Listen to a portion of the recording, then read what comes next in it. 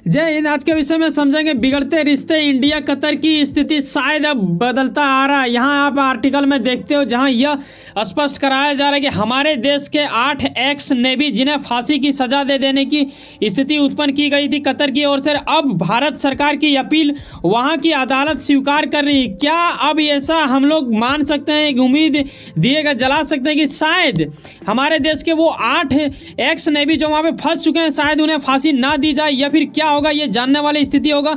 तो आइए डिस्कस करते हैं यहाँ इटली का क्या है योगदान, ये भी जानने वाली बात होगा। इसके अतिरिक्त अभी खास करके विश्व लेवल में जिनका सबसे ज़्यादा नाम चल रहा है वो ये है इजराइल हमास वार के दिग्गज माने जाने वाले इजराइल देश का क्या है इसमें भूमिका, ये जानने वाली बात होगा, क्योंकि इन्हीं से जुड़ा हुआ मामला कहीं ना कहीं उन लोगों को ले डूबने की स्थिति हुआ है।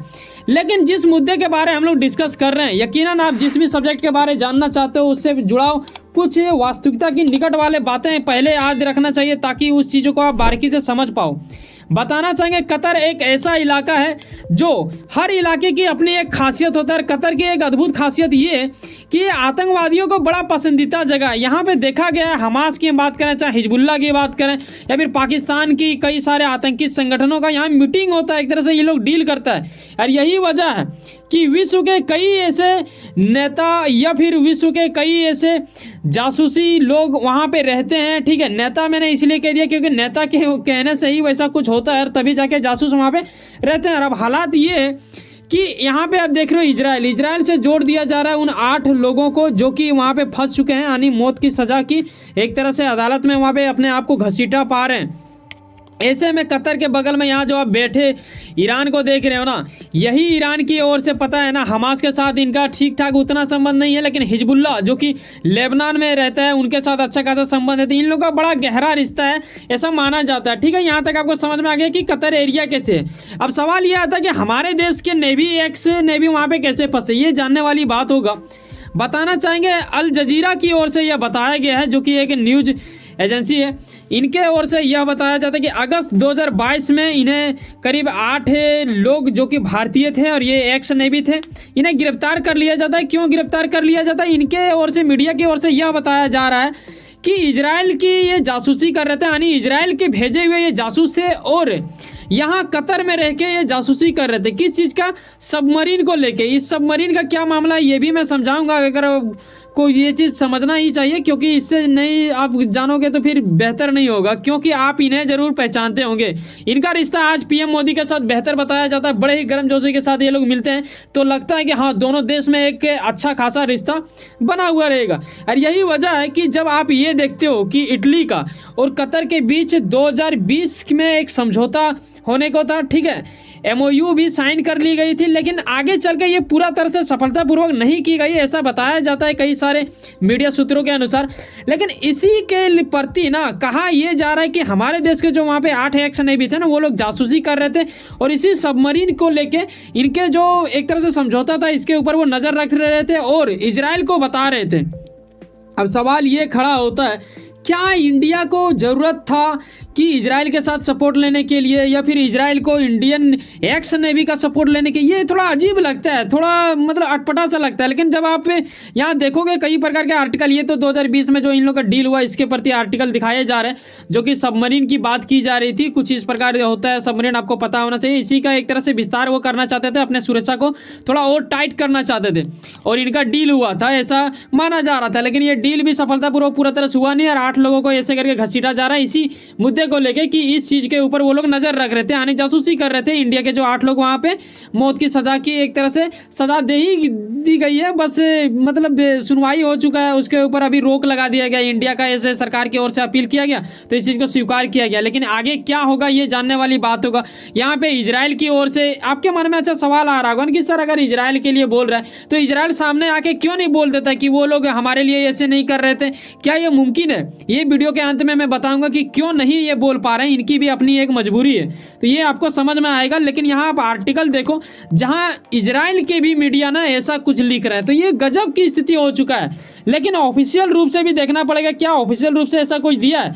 लेकिन अब वक्त आ चुका है कि इन्हें आखिर, जैसे कि मैंने पीछे बताया कि अगस्त 2022 में इन्हें गिरफ्तार किया गया था, लेकिन इन्हें फांसी की सज़ा जो सुनवाई गई थी वो किया गया था 26 अक्टूबर को। ठीक है, यहाँ आप आर्टिकल में देखते हो। और मैंने उस टाइम 26 अक्टूबर के एक दिन बाद 27 अक्टूबर को मैंने इस वीडियो को बना के आपको बताया था। इसमें पूरा तरह से मैंने विश्लेषण करके आपको बताया है। अगर आपने नहीं देखा जाके देख सकते हो इनके पीछे पार्ट, तो आपको पता चल जाएगा। ठीक है, तो उस टाइम गिरफ्तार हुआ था। अगर 8 लोगों का आप नाम भी जानना चाहते हो तो यहाँ आप लिखा हुआ स्क्रीनशॉट लेके नाम जान सकते हो, लेकिन ये इतना ज़्यादा मायने नहीं रखता। मायने रखता हमारे देश के एक्स नेवी थे ये।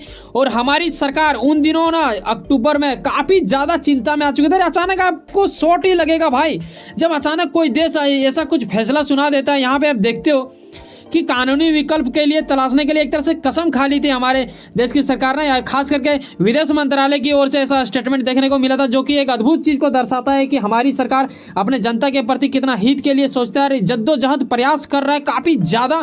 और इसी चीज़ का एक तरह से परिणाम आज हमें देखने को मिल रहा है कि वहाँ की अदालत ने इसे स्वीकार कर लिया है। लेकिन सबसे बड़ा चुनौती क्या है, जैसे कि मैंने आपको पीछे बताया कि इजराइल क्यों नहीं बता पा रहा, बाहर निकल के क्यों नहीं कह रहा, वो ये कि भाई साहब देखो, कतर एक ऐसा इलाका है ना जहाँ डेमोक्रेसी को आप इतना कुछ नहीं मान सकते हो कि ठीक है कि जिस तरह इंडिया में लोकतंत्र यहाँ पे रहता है, जनता कुछ भी बोल सकता है, हम और आप यहाँ पे कोई भी वीडियो बना सकते हैं, आप कोई भी वीडियो देख सकते हो। ठीक है, खुला छूट रहता है, एक तरह से सरकार के साथ आप अपनी वार्ता रख सकते हो। वहाँ वैसा कुछ नहीं। वहाँ की अदालत क्यों सजा दे रही है ना, ये तक नहीं बताया, इंडिया सरकार को भी नहीं बताया। आप समझ सकते हो, अंदाजा लगाओ कि ये कितना ज़्यादा मतलब एक तरह से चुनौती भरा हुआ है भारत सरकार के लिए। फिर भी भारत सरकार काफ़ी ज़्यादा कोशिश कर रहा है। देखने वाली बात होगा कि कतर की सरकार क्या करती है, क्या वाकई में हमारे देश को छोड़ेगा। लेकिन हमारे मन में जब मैं ये रिसर्च कर रहा था, एक ही प्रश्न बार बार आ रहा था, वो ये कि देखो, इसने 26 अक्टूबर को सज़ा सुना दिया, मौत की सज़ा इनकी अदालत।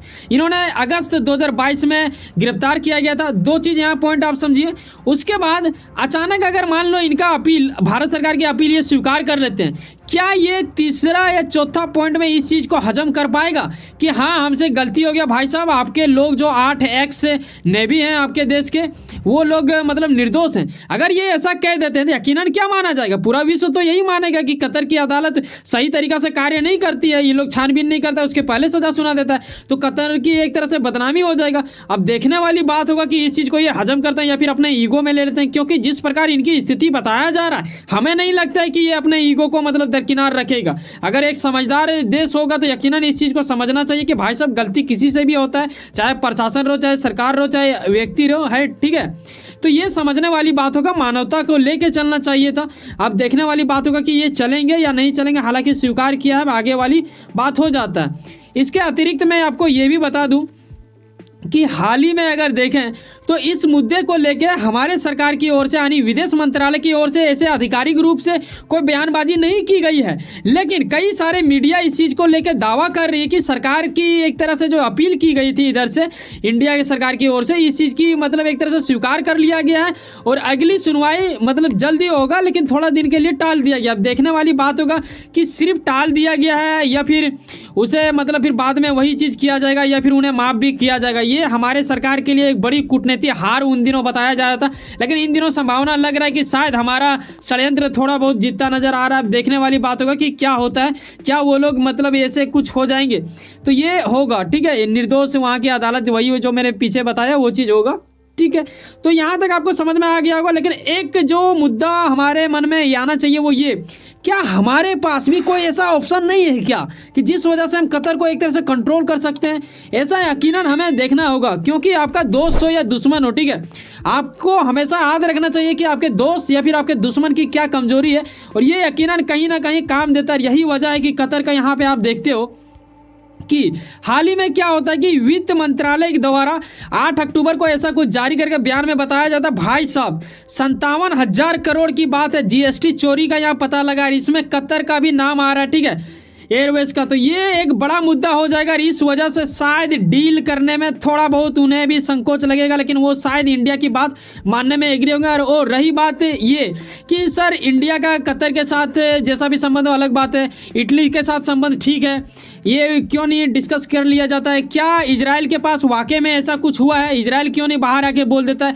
यहाँ एक आर्टिकल के माध्यम से देख रहे हो ना, जहाँ पे इजराइल को एक तरह से बोल रहा है कि नहीं उसमें जुड़ाव नहीं है, लेकिन इस चीज़ को उतना ज़्यादा कोई प्रमाण दे नहीं रहा है। तो यही वजह है कि इजराइल भी, और क्योंकि मैंने पीछे बताया कि कतर खुद ऑफिशियल रूप से ये बोल ही नहीं रहा है भाई कि मैंने क्यों गिरफ्तार किया, क्यों इसे फांसी की सजा दे रहा हूं, ये जब बताएगा तो ही ना इजराइल आएगा। मेन बात यही हो जा रहा है। अरे इंडिया भी इसे कैसे मनाए, ये एक बड़ा दुविधा की बात हो चुका है। वैसे चलो जहां तक ये अभी हो चुका है, उम्मीद है कि एक अच्छा हो।